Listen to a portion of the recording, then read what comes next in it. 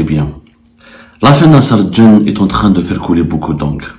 Et elle va défrayer la chronique pendant de nombreuses semaines, voire plusieurs mois.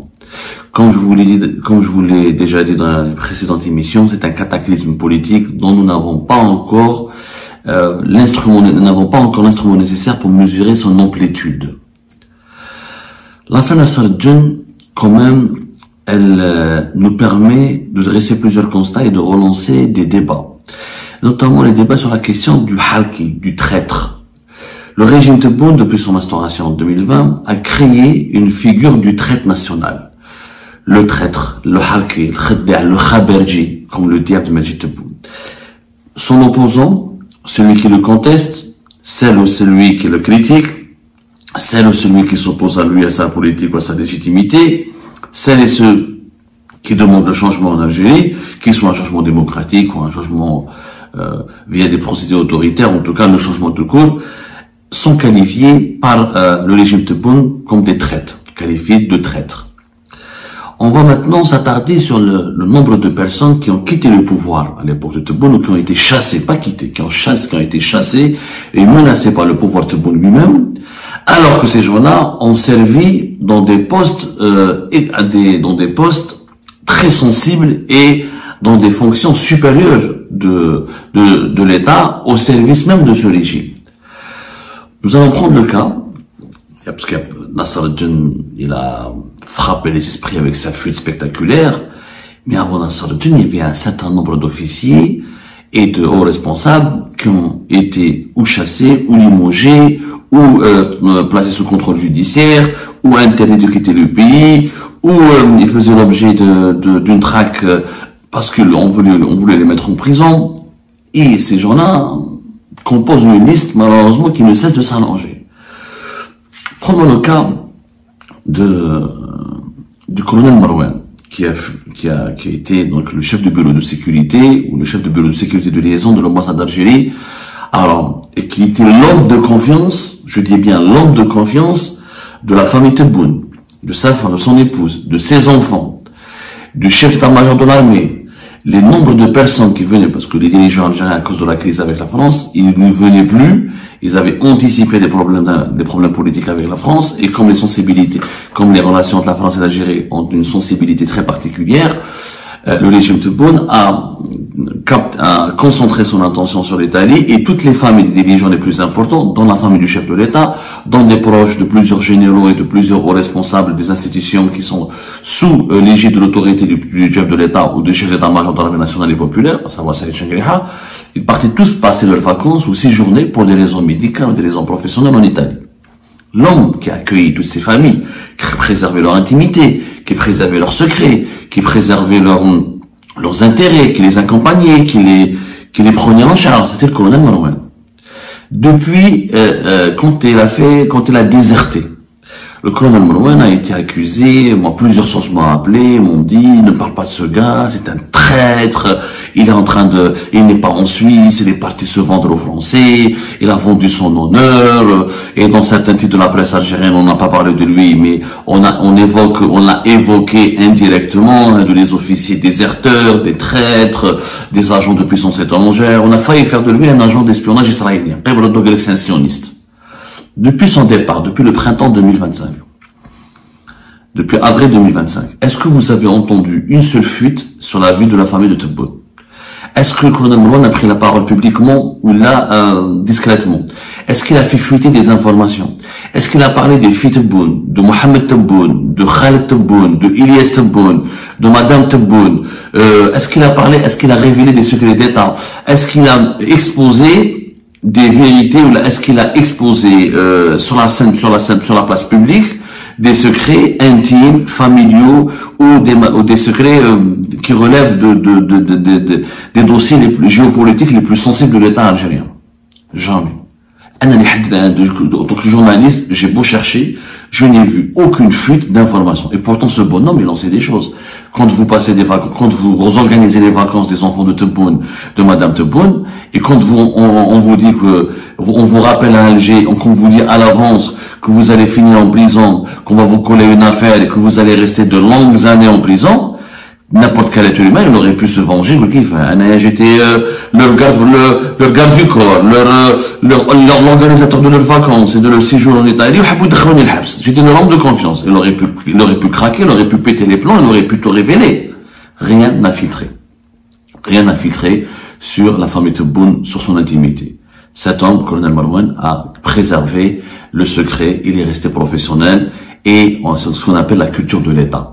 La culture de l'État.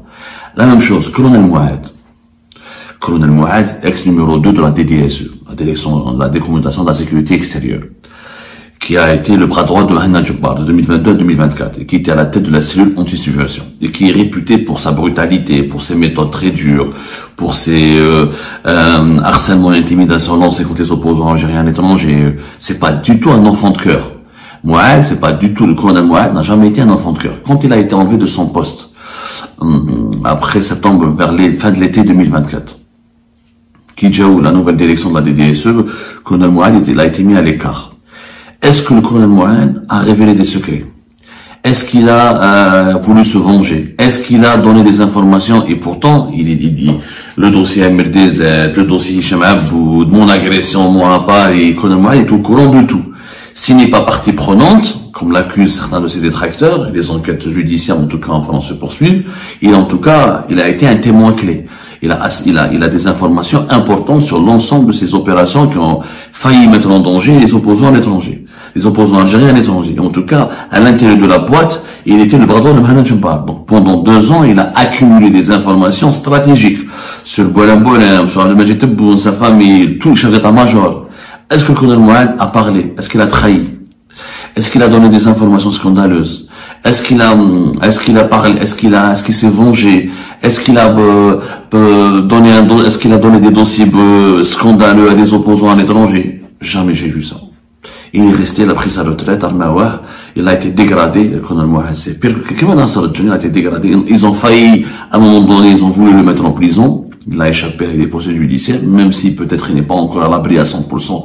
Mais en tout cas, il a été, pour le moment, on lui a foutu la paix, mais on l'a dégradé, on l'a rejeté, alors qu'il était promu à une belle carrière.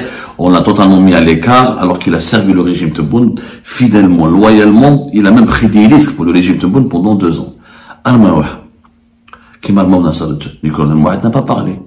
Il a eu, comme le colonel Marouane, la culture de l'État. C'est-à-dire qu'il n'a pas confondu sa peine, son désespoir personnel avec sa volonté ou ses envies de vengeance ou son désespoir et sa détresse personnelle. Vous imaginez, vous travaillez pour un système, vous travaillez comme un esclave pour un système, vous sacrifiez votre vie familiale, votre vie intime, vous prenez des risques, vous vous exposez à tous les dangers. À la fin, ce système, il vous jette comme une vieille chaussette. C'est exactement, quand il vous jette pas comme une vieille chaussette, comme le colonel Mouad, il essaie de vous emprisonner dans des affaires scabreuses, comme c'était le cas dans le colonel Marouane, bureau de sécurité de liaison d'ambassade d'Algérie en Italie. Hossein Boulahia, qui était avant le colonel Mouad, numéro 2 de la DDSE. La même chose. Il vivait en Espagne, ils l'ont rappelé, après la mort de Gaïd Salah, de 2021 à 2022, il était le numéro, pratiquement l'homme fort de la DDSE, etc. Ils l'ont utilisé, Khadmoubé, ils l'ont utilisé contre le Maki Rached, pour considérer le Maki Rached comme des mouvements terroristes, etc.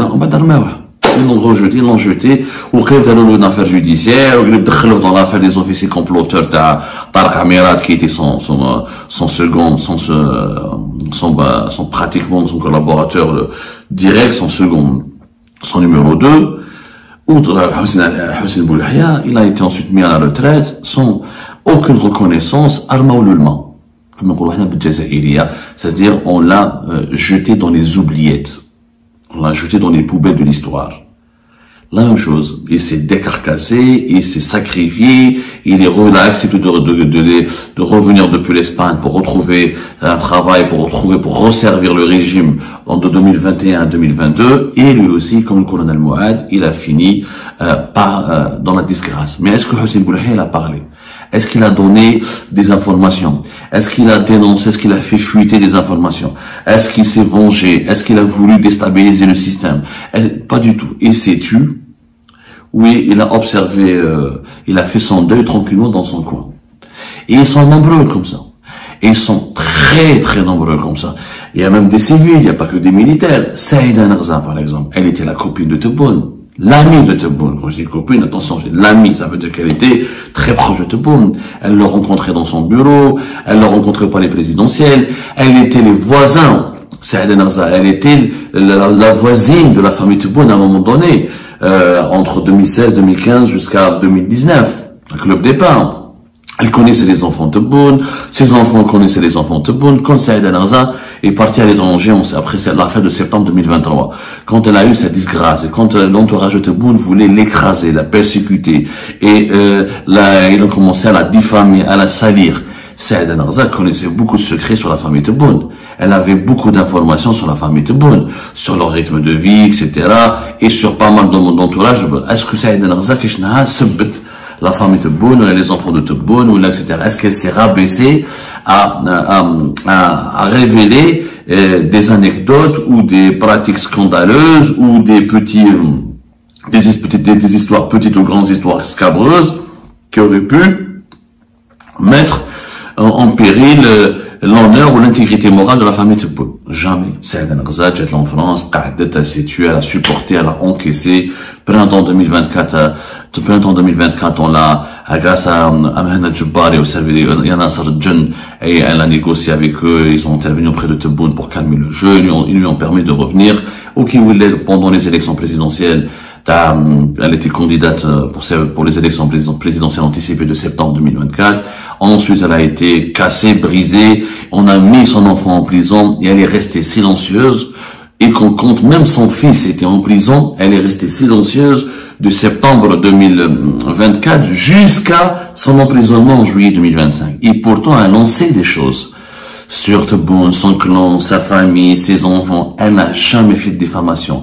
Elle n'a jamais fait de calomnie. Elle n'a jamais collaboré avec une puissance étrangère. Elle n'a jamais fait faire parvenir des informations à des personnes à l'étranger. Elle s'est comportée de façon élégante et respectueuse de l'éthique et de la loyauté qu'elle éprouvait à l'égard de Tebboune et sa famille. À la fin, elle a fini en prison. Et l'exemple, Nasser Djen, c'est l'exemple le plus éloquent. Nasser Djen, c'est l'exemple le plus éloquent. Nasser Djen c'est Nasser le plus dévoué des serviteurs de Tebboune, l'officier le plus dévoué, le plus fidèle de Tebboune. Quand elle a été enlevée, quand j'ai dit elle a été enlevée, je parle parce qu'hier on m'a fait la remarque, un enlèvement c'est un kidnapping. Effectivement, des fois quand on parle, on s'oublie parce qu'effectivement on est obligé on est tenu par le devoir de la rigueur et de l'objectivité, du professionnalisme, mais quelquefois on perd notre latin et on est piégé par la complexité de l'actualité algérienne et quelquefois on utilise des mots qui ne sont pas exacts ou qui correspondent pas à la situation que nous décrivons. Quand il a été limogé, quand il a été relevé de ses fonctions à la fin du mois de mai 2025, de fin mai 2025 jusqu'à juillet 2025, date au début de son arrestation et de son placement en détention, ensuite en résidence surveillée. Durant ce temps-là, est-ce que Nasser Djen a parlé? Est-ce qu'il a fuité des informations? Est-ce qu'il a divulgué des secrets? Est-ce qu'il a tenté de déstabiliser Tebboune et Chengreha? Et pourtant, il en sait des choses. Le trafic des élections présidentielles, le trucage et le trafic des voix et des urnes au niveau des élections présidentielles anticipées. Lui, c'est lui qui a dirigé les opérations.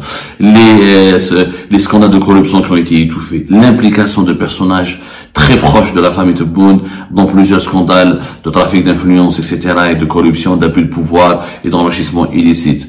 Les secrets de la répression et de la persécution, de l'emprisonnement arbitraire de pas mal de personnalités algériennes sous le régime Tebboune.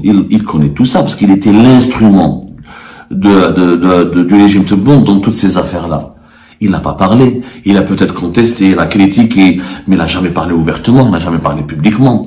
Je défie quiconque, aucun activiste à l'étranger, aucun opposant à l'étranger n'a eu des informations de la part de Nasser Djen entre fin mai 2025 et début juillet 2025. Mais Nasser Djen est resté sous résidence surveillée, il faisait des va-et-vient il était sous surveillance, il faisait des va-et-vient avec à l'MDN, ministre de la Défense nationale, où il était interrogé, auditionné régulièrement, etc. Donc, il était sous une pression terrible, mais il n'a jamais craqué. Pourquoi? Parce que ces gens-là, qu'on le veuille ou non, qu'on les déteste, on peut les détester, on peut les critiquer. Moi, je suis pas du tout. Moi, Hossein Boulahia, je les critique, et moi, je les critique, et on peut les critiquer, on peut les vomir, ces gens-là, parce qu'ils ont servi le régime. Mais on peut pas contester une réalité. C'est qu'ils ont été patriotes jusqu'au bout. C'est qu'ils ont été professionnels. Ils avaient la culture de l'État. Ils ont la culture de l'État. Ils ont préservé les secrets de l'État et ne se sont pas compromis. Avant cela, regardez les gens qui ont fui et qui ont servi le régime et qui ont fui ensuite à l'étranger. Ils ont tous fait des livres, ils ont tous divulgué des secrets, ils ont tous réglé leur compte publiquement et depuis l'Occident avec le régime algérien. Habib Souadia, Hicham Aboud, Samraoui, Konal Samraoui, et d'autres encore, dans ma tête, Abdelkader Tira. Ils ont tous fait des livres, contribué, ils étaient sur le plateau de télévision étrangère, le régime et ceci, voilà ce que le Hicham Aboud, la femme a fait des généraux. Ils ont tous réglé leur compte, ils ont tous tenté il y a un peu peut-être de sincérité dans leur dénonciation, mais surtout aussi un manquement de devoir de réserve, une volonté de se venger d'un régime qui les a réprimés et persécutés. Habib Chentouf, l'ancien patron de la première région militaire, il était patron de la première région militaire. C'est le cœur battant de l'armée algérienne, la première région militaire. Il a fui en Espagne dès 2019. Est-ce que Habib Chentouf s'est exprimé un jour? Est-ce que Habib Chentouf a donné des interviews? Et Dieu sait que moi j'ai essayé de le contacter. J'ai essayé de le faire parler. Beaucoup ont essayé de le faire parler. Ont essayé de le contacter. Il n'a jamais donné la moindre interview, n'a jamais donné la moindre information. Il n'a jamais voulu régler ses comptes avec le régime, etc. Khalmza, quand il est parti à l'étranger, il a fait une vidéo contre pratiquement, il a même demandé est-ce que l'armée se soulève. Est-ce que l'armée se soulève contre Gaïd Salah? Habib Chentouf n'a jamais fait ça. Il était de son devoir de réserve, il l'a appliqué jusqu'au bout. Jusqu'à aujourd'hui, il vit en Espagne. Il n'a jamais tenté de faire de la politique ou de se venger du régime ou de dire des choses mauvaises ou rien du tout.